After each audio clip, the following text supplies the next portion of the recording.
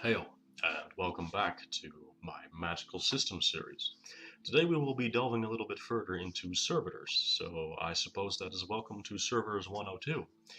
I would like to build a bit further on the concept of Servitors because, as I discussed briefly in Servitors 101, servitor creation is actually one of my more fun, preferred methods of working magic and engaging with the metaphysical. Um, why? Well, because of the sheer versatility.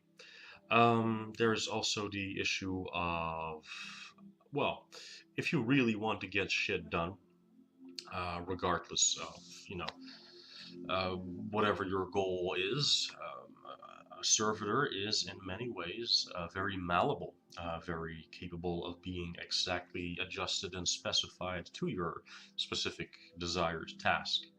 I have in 101 already discussed the differences and pros and cons of employing a spirit to do something for you uh, versus a servitor. They both have their pros and cons, and I personally use both of these methods. Methods, I mean, not to call spirits methods, but you know what I mean. I have personally employed both entities to do specific things. Um, Overall, I do indeed very strongly prefer spirits for more complicated and more group-like efforts. But I have found servitors to absolutely fulfill a very strong, very fulfilling and capable niche in my spiritual arsenal, shall we call it. Now, I call it the spiritual arsenal, but that does not necessarily relate to spiritual warfare or magical dueling or something. Uh, because, I mean, I have in the past had encounters with that kind of a situation repeatedly, in fact, and thus have had to hone my abilities in that particular area, which I am absolutely grateful for. I, in fact, very much enjoy that kind of situation, as weird as it perhaps may sound. My servitors have greatly enhanced and helped me with these things. So yeah, basically, I wanted to continue that series because it is somewhat of a passion of mine. Servitors, ever since I started with them, have been a bit of a passion, I will say. So um, the next topic I kind of wanted to discuss in this series on the topic of servitors is once a servitor has been created, what to do with it. So we discussed in 101 that you create a servitor usually with a specific purpose in mind, and oftentimes you will have them self-destruct, which I personally have not done with the servitors that are currently with me. So because I have no desire to do so, I have no need for this to occur. I like my servitors. As I mentioned in my previous video, not had a problem with them. Even the ones that have developed free will, self-awareness, they have been nothing but great to me. I have not noticed a loss in energy or that they have started to turn on me. And I do very strongly believe that this is because I have treated them right. I have, you know, I've not bossed them around like they were things. I've always communicated with them on issues and be polite. Basically, you get out of servitors very much so, just like with spirits, of course, what you put in. So once it has been created, or she has been created, or he has been created, or whatever pronoun you use for your given servitor, um, what do you do with a servitor? Well, the first thing you could do is to just let it go. Just let them complete their task and wait until they're done. This is, of course, the obvious answer, and this is what most people use servitors for. They use them, in essence, as a sort of more autonomous constructs, is basically what they are building. So, you know, it will self-destruct after it, has accomplished a task or your objective, whatever that was, or upon recitation of your command word, which I've also discussed in 101 of this topic. So what do I do if I want to have a servitor to remain with me for prolonged periods of time, which is obviously possible. I have mentioned this in the previous video that this is a possibility, and I've mentioned this now in this video as well. Um, it is not entirely without risk, as discussed. So what happens if I send a servitor out and I make them do something, but I have not built in a parameter, they complete the objective, they return to me? Well, quite frankly, it's as simple or as complicated as you make it. These beings, until they develop free will unquestionably listen to you. They will unquestionably do as you ask of them and as you tell them. And they will be suited for repeated assignments, so long as, of course, the servitor has gained experience and has been programmed with the adequate tool set to do what you are asking of them.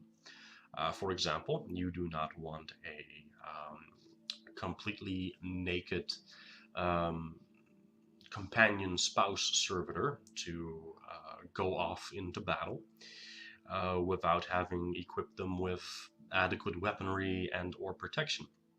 That would be literal suicide for the servitor in question. So that is something that you need to keep in mind.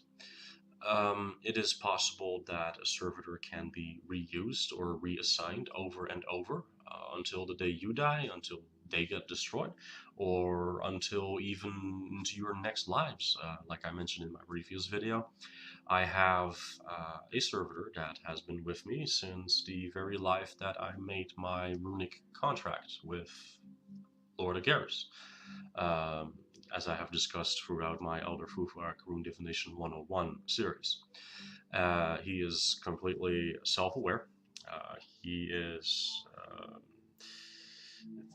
a very helpful being who has provided me with insights and protection. So,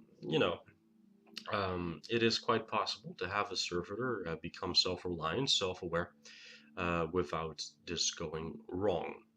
Now, keep in mind, as I said, that the longer that you keep a servitor alive, the more likely it is that they become self-aware. The question that you as the creator need to ask yourself, do I want this? Is this practical for me? Is this safe for me and or everybody around me, including spirits around me? Um, you know, uh, some people create tulpas, which is a name that some people give for servitors who are specifically created with the intent of becoming self-aware. And the method in which they become self-aware depends very much on the servitor. It depends very much on the function that you originally assigned them, which you have designed them for. It all has very much to do with the paths that you have laid out for them in their creation. This is also influenced by how you treat them, as I mentioned earlier. If you treat a servitor like absolute shit and you just keep bossing them around without any sort of praise or like warmth, then that is how they will develop. They will not become familiar with the feelings of love and warmth and loyalty, even perhaps. They may understand obedience, but they will not understand loyalty if you do not build a bond with them. So that is something that you should keep in mind. If you are planning on creating a servitor, say for example for a long-term bodyguard or a bodyguard across lifetimes, or even a spouse servitor, this is something that you absolutely do need to keep in mind, how you are feeding your servitor information, because they are with you almost 24/7 unless they're out on an assignment. And they will therefore, also in part because you are the one feeding them energy most likely, because they take energy from you, because they need their upkeep, their maintenance, if you will. This will very much depend on the kind of energy that you put into them, the kind of things that you teach them, the kind of things that you make them do. If you create a servitor and you send them to cause that person to go into an accident, This is something that will breed certain qualities in a servitor. They will become cold-hardened killers if you keep doing that. But on the other hand, if you also provide them with love and nourishment, I mean, this is something that will take your servitor to a particular path. Now, if you give the same servitor their assignments, but at the same time you also feed them praise and say, thank you for doing this for me, and you also build things into them like I love you, like you tell them this and you mean it and you express this through your energetic output towards the servitor. Then the servitor will pick up on that, and over time will start associating um, this feeling of my creator is pleased with me and is happy that I have done this for them, and they are expressing this through love and through affection and through gifts perhaps. Then this will breed loyalty instead of obedience, for example, or at least it is far more likely that this will become so, because of course the point of something becoming self-aware is very much that something starts developing its own pattern of thinking. So do very much keep that in mind if you intend to go down that road. It is something that you cannot take lightly, as I also mentioned in 101, I believe. So, you know, um, you can give them personality traits upon creation, and it was very likely that they will stick with these personality traits. But also do keep in mind that if you give them very conflicting personality traits, that, for example, if you create a servitor that is very angry, but at the same time also peace loving, this is going to create a certain mental imbalance in them, and they will start having issues with this if you are not careful in how you cultivate and sculpt the servitor and the mind of the servitor in question. So it is very important that you honor and nurture that, and once you make a decision, that you stick with the pathways that you have laid out for them, um, at the very least until they develop free will. And what happens after that? Well, I mean, they may want to go out to explore the world. They may want to leave your side. If you order them to stick around, they may start rebelling, and they may start attacking you, and they may start hampering you and stealing energy from you, and all these things. And then you have two choices basically. Do you let them go, or do you destroy them in that point? Are you that attached to them at that point? It is a very, very, very difficult thing. The servitor may go insane from lack of purpose once it realizes that it not really has a purpose. This is of course a very interesting but serious conundrum that one could be facing as a result of careless construction of a servitor.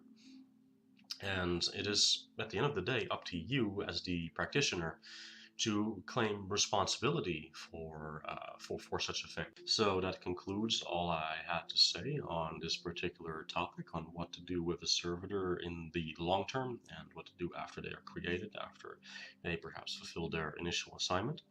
Um, Thank you all so much for watching.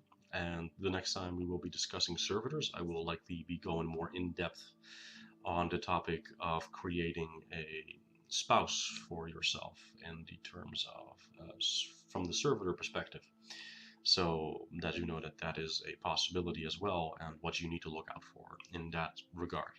Now, I personally do not have a servitor spouse. I have a succubus whom I engage with in that manner, but in the end it can theoretically end up like that once this individual, this spouse, learns sufficiently and develops self-awareness. So be on the lookout for that video. For now, I will bid you all farewell, and thank you so much for watching. Hail.